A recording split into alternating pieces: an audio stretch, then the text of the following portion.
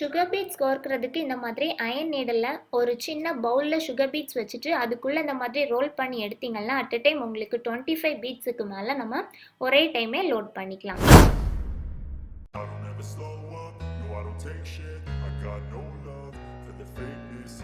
இந்த இடத்துல இருந்து ஸ்டார்ட் பண்ணுறேன்.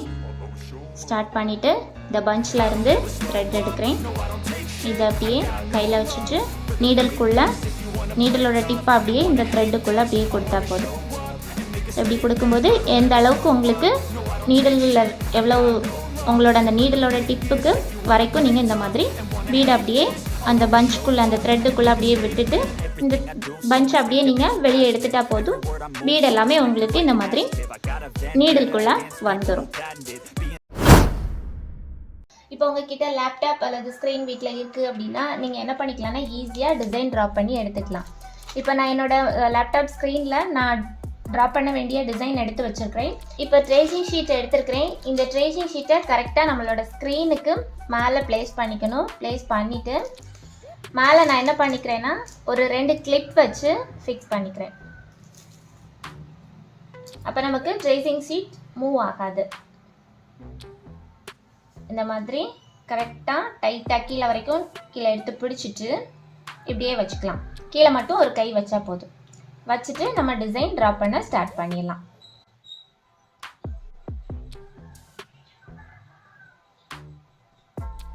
இப்போ பாருங்கள், நான் ஃபுல் டிசைனுமே ட்ரா பண்ணிட்டேன். ஃபஸ்ட்டு பென்சில் வச்சு தான் ட்ரா பண்ணேன். அதுக்கப்புறமா உங்களுக்கு கிளியராக தெரியணுங்கிறதுக்காக ஸ்கெட்ச் பென் யூஸ் பண்ணி ட்ரா பண்ணியிருப்பேன். ஸோ ஈஸியாக நம்ம இப்போ டிசைன் ட்ரா பண்ணிட்டோம். நீங்கள் பிரிண்ட் அவுட் எடுக்க கூட தேவையில்ல. ஸ்லீவ் டிசைனுக்கு ஸ்டோன் பேஸ்ட் பண்ணுறப்ப எப்போதுமே ஸ்லீவோட சென்டரில் ஸ்டிச் பண்ணுற ஸ்டோன்னா ஓகே. பேஸ்ட் பண்ணுறது இந்த மாதிரி சென்டரில் பண்ணாதீங்க. ஏன் அப்படின்னா நீங்கள் துணியை ஃபோல்ட் பண்ணி வைக்கும் போதும் சரி, வேர் பண்ணுறப்பையும் சரி, இது வந்து ஜஸ்ட்டு க்ளூ மட்டும் இருக்கிறதுனால உங்களுக்கு அது வந்து ஃபோல்ட் பண்ணுறப்ப இந்த ஸ்டோன்ஸ் வந்து இப்படி மேலே எழும்பும். ஸோ அதனால் எப்போவுமே பேஸ்ட் பண்ணுறதா இருந்தால் கொஞ்சம் இந்த கரெக்டாக ஸ்லீவுக்கு சென்டரில் வராமல் கொஞ்சம் சைடில் வர மாதிரி பேஸ்ட் பண்ணுங்கள். இப்போ இந்த ஸ்லீவ் டிசைனுக்கு டோட்டலாக எனக்கு 6 ஃப்ளவர்ஸ் வைக்க போகிறேன். ஸோ இதில் கரெக்டாக சென்டரில் வைக்காமல் கொஞ்சம் சைடில் வரணும். ஸோ அப்போ நான் என்ன பண்ணுறேன்னா இந்த மாதிரி டேப் வச்சு மெஷர்மெண்ட் எடுத்து பண்ணுங்கள். அப்போ தான் ஈக்குவல் டிஸ்டன்ஸில் வரும். ஸோ இதில் கொஞ்சமாக 1 இன்ச், அதுக்கப்புறமா 3 இன்ச், தென் 5, அதுக்கப்புறம் 7, 9, 11. ஹாய் ஃப்ரெண்ட்ஸ், இப்போ என்கிட்ட இருக்கிறது ஹேண்ட் எம்ப்ராய்டரிக்கு யூஸ் பண்ணுற டோலி த்ரெட் தான். ஸோ இந்த த்ரெட்டில் எப்படி நாம் எந்த சைடில் இருந்து த்ரெட்டை வெளியே எடுக்கிறது, ஸ்டிச் பண்ணதுக்கு எப்படி த்ரெட் எடுக்கிறதுன்னு பார்ப்போம். அதுக்கு ஒரு சின்ன ட்ரிக் இருக்குது. இப்போ இந்த 2 ஓரத்தில் உங்களுக்கு இந்த ஸ்ட்ராப்பில் மேல் பக்கத்தில் ஒரு சின்ன ஆரோ மார்க் மாதிரி கொடுத்துருப்பாங்க. இந்த ஆரோ மார்க்கோட டைரெக்ஷனில் ஹெட் பார்ட் எங்கே இருக்கோ அந்த சைடில் இருக்கக்கூடிய த்ரெட்டை நீங்கள் இப்படியே எடுத்து வெளியே எடுத்தால் போதும். த்ரெட்டு சிக்கு விழாமல் உங்களுக்கு ஈஸியாக 1 by 1 த்ரெட் அப்படியே ஈஸியாக ஃப்ளூயண்ட்டாக வந்துகிட்டே இருக்கும். இல்லை நீங்கள் சப்போஸ் ஆப்போசிட் சைடில் இருக்கக்கூடிய த்ரெட்டை எடுக்கிறீங்க அப்படின்னா என்ன ஆகும்னா இந்த த்ரெட் இந்த மாதிரி மொத்தமாக சிக்கு விழுந்துடும். ஸோ கரெக்டாக அந்த இதில் இருக்கக்கூடிய ஆரோ பார்த்து மட்டும் நீங்கள் த்ரெட் எடுத்தால் போதும். கர்வ் டிசைனுக்கு வெளியே இருந்து இப்போ அடுத்தது இன்னொரு டிசைன் இதுக்கு கூட வந்து உங்களுக்கு ஜாயின் ஆகுது. ஸோ அப்போ இங்கேருந்து நான் ஸ்டார்ட் பண்ணணும். ஸோ ஸ்டார்ட் பண்ணும்போது இப்போ நம்ம எப்பவும் போல் ரெகுலராக இப்போ இதுக்கு வெளியே இருந்து இந்த இடத்துல நீடில் பஞ்ச் பண்ணி இதுக்கு வெளிப்பக்கமாக த்ரெட்டை இப்படி எடுத்துட்டு இதில் இப்படி நான் பீட் போடுறேன். அப்படிங்கும்போது உங்களுக்கு என்ன ஆகுது, இந்த இடத்துல இதுக்கும் கனெக்ஷன் வந்து கரெக்டாக இல்லாமல் இந்த இடத்துல ஒரு சின்ன கேப் விழுற மாதிரி இருக்குது. ஸோ இந்த மாதிரி நீங்கள் எப்போவுமே ஸ்டார்ட் பண்ணாமல் இது எப்படி ஸ்டார்ட் பண்ணலான்னா இதுக்கு உள் பக்கத்துலேருந்து நீடில் பஞ்ச் பண்ணி எடுத்துருங்க. பஞ்ச் பண்ணிவிட்டு இங்கே பஞ்ச் பண்ண கூட தேவையில்ல, பஞ்ச் பண்ணது அங்கேருந்து பஞ்ச் பண்ணிக்கலாம். பஞ்ச் பண்ணி இப்படி த்ரெட்டை எடுத்துட்டு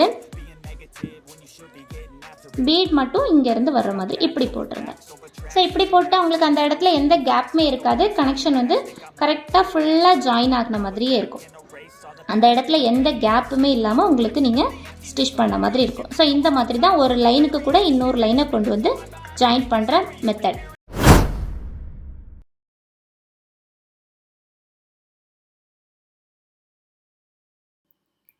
எண்ட் நாட் பண்ணுறதுக்கு நீடில் பஞ்ச் பண்ணி த்ரெட் எடுக்கிறோம். இது நம்மளோட ஃபர்ஸ்ட் லூப். இந்த ஃபர்ஸ்ட் லூப்புக்கு உள் பக்கமாகவே நீடில் பஞ்ச் பண்ணி செகண்ட் லூப் எடுக்கிறோம்.